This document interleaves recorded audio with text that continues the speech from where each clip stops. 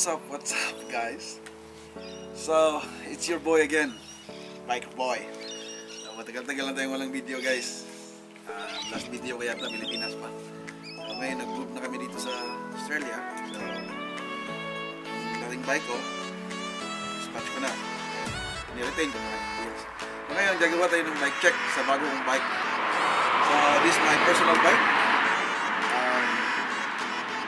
2024 Santa Cruz Mega Tower CC version 2 in medium size. Tapos yung kulay niya is natawag niya na glossy carbon. Tapos nirap ko pala ito ng ride wrap. So yan. And then yung shock nito hindi ko pa na mapalitan, pang-upgrade muna. So ito stock niya na shock niya, air shocks lang muna. Upgrade na siguro na oil. Ngayon, simulan natin sa cockpit niya. Gamit ko ng NB na M7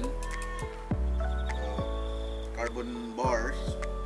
Then pero nag-aluminum ako ng stem ko, pero NB pa rin yung NB na aluminum na M7.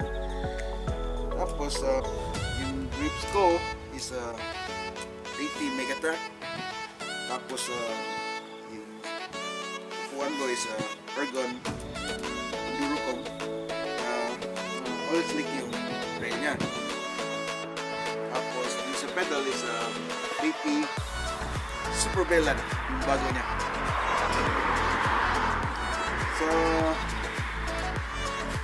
Sa fork ko, gamit ako ng 2024 na Fox 38 170 throttle kasi yung frame ko is 1.6 pa rin. Tapos lagyan na sakyan. Napasensya na kayo sa sakyan guys, yung ingay. Tapos sa brakes ko, magamit ako ng SRAM code RSC. Alam mo may bago ngayon na Maven ba yun? Motive? Yung pang-enduro. Medyo pricey guys. So, muna tayo sa luma kasi okay naman. Pero yung disc brake ko is ito na yung malaki. Yung 220 sa harap, tapos 200 sa likod. Yung H2S ba yun? SRAM. Tapos sa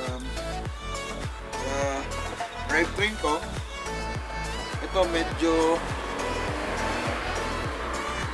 luma talaga. XO1, brand new ko pa rin binili, pero yung luma yung kinuha ko.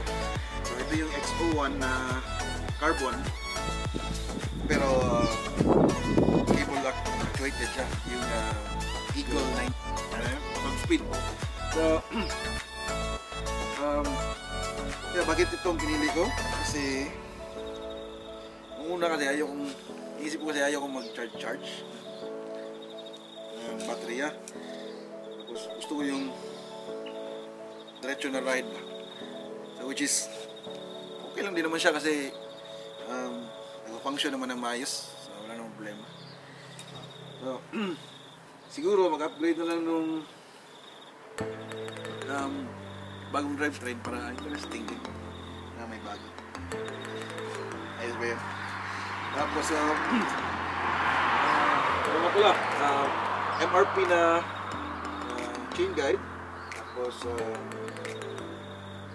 yung chain ring niya pinalitan ko ng oval na absolute black, pero kulay orange para match yung orange theme, orange black theme. And then ito Fox transfer na hindi yung wireless ano pa rin ito, yung cable actuated pa rin. So okay naman siya. Sa wheels ko, ito yung galing sa lumang bike ko, nirepaint ko. So ito yung Industry 9 Hydra hubs. Tapos Stance Flow EX3 ako sa rims.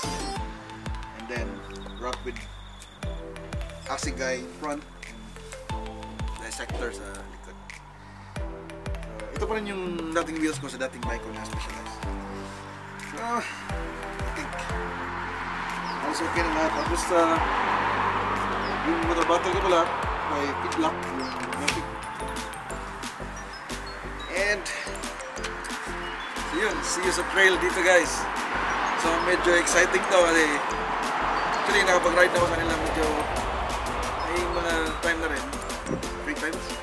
So Filipino group din dito sa Australia, Newcastle. So, sila yung bagong grupo ko. So shout out sa Novo Castrian team, Newcastle, Australia. And shout out din sa Bicycles team, Davao. Yun. Kita-kits sa trail guys. It's your boy, Biker Boy. Let's go!